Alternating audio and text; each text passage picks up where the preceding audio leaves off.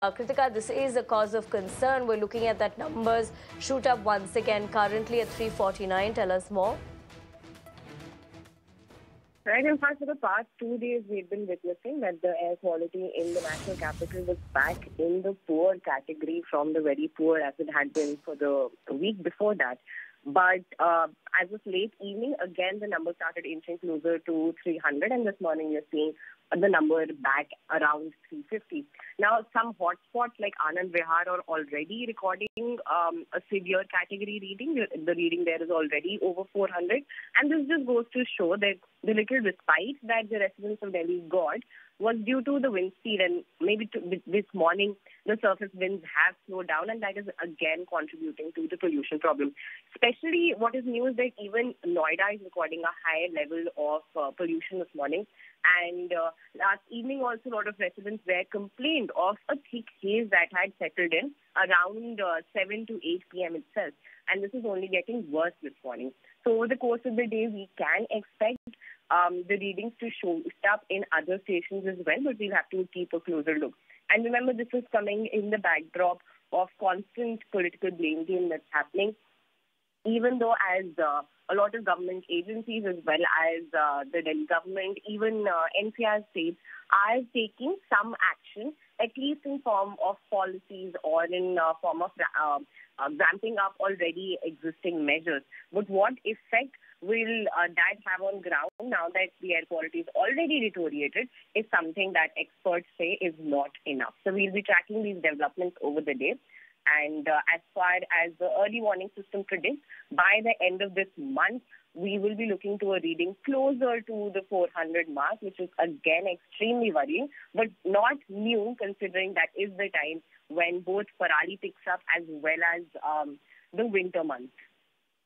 Over to you. Absolutely, Kritika, and as you pointed out, in fact, we're also getting numbers as far as what Delhi is looking like you just stated, it is 349, but it's not great news for Delhi NCR as well. I mean, look at Noida, it's 315, Faridabad is 214, and Gurugram is 233. So overall, the context is, yes, we are focusing on the fact that Delhi is looking at 349, but just in general for anybody residing in Delhi NCR, this is only going to get worse in the past couple of, it's going to get, beg your pardon, worse in the next couple of days given Diwali is also right around the corner. Yes, absolutely. That's what a lot of experts have been pointing out, how because the entire region is in an airshed, the entire region has issues with dispersion of pollution, with the pollutants. As soon as wind speed drops, all residents in the region suffer, and because of this, a united front is expected from the state governments of not only Delhi but also Uttar Pradesh, Haryana, as well as Punjab, to get the issue under control. But what turns out is a political blame game, given that there are different political parties in power in different states, and that unified approach has been lacking since the beginning.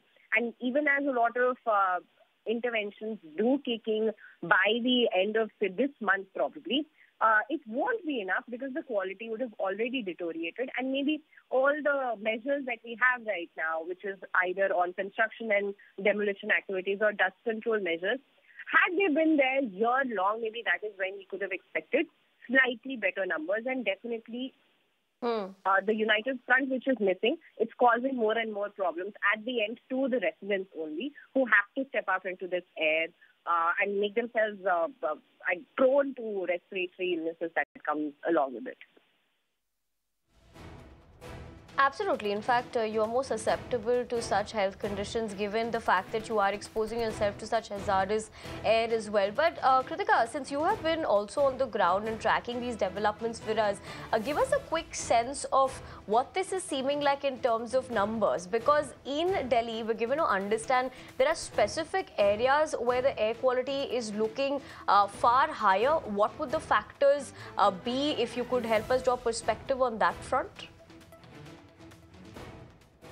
Right, so already the national capital has identified 13 hotspots which include areas like Anand Vihar, Wazirpur, Jahangirpuri. And these specifically because there is at times a lot of traffic congestion as well as some form of localized industries also in those areas is why the pollution in these areas generally pick up. And that becomes a roadmap for then the state government to also deploy more measures. There'll be even more number of smog guns or sprinklers stationed in such areas. But what we're also observing is that this, beyond these 13 hotspots also, there are areas that are not officially in the list of hotspots that also record a very high number on the AQI reading. For example, ITO is one such place. Now, again, I sorry to bring the political angle to it again and again, but for most of the areas in the hotspots, what the Delhi government tells us is because they lie on the UP border or the Haryana border, and that's why it's more susceptible. But even places in the heart of central Delhi, like the ITO, which do not lie on any border, it's just the local emissions and the pollution over in that area that Right. numbers, Absolutely. I mean, although you are telling us that politics is playing out over it, it's unfortunate because ultimately, yet again, like what you're trying to put into perspective is that there is no accountability.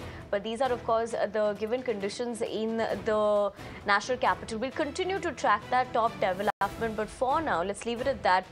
As now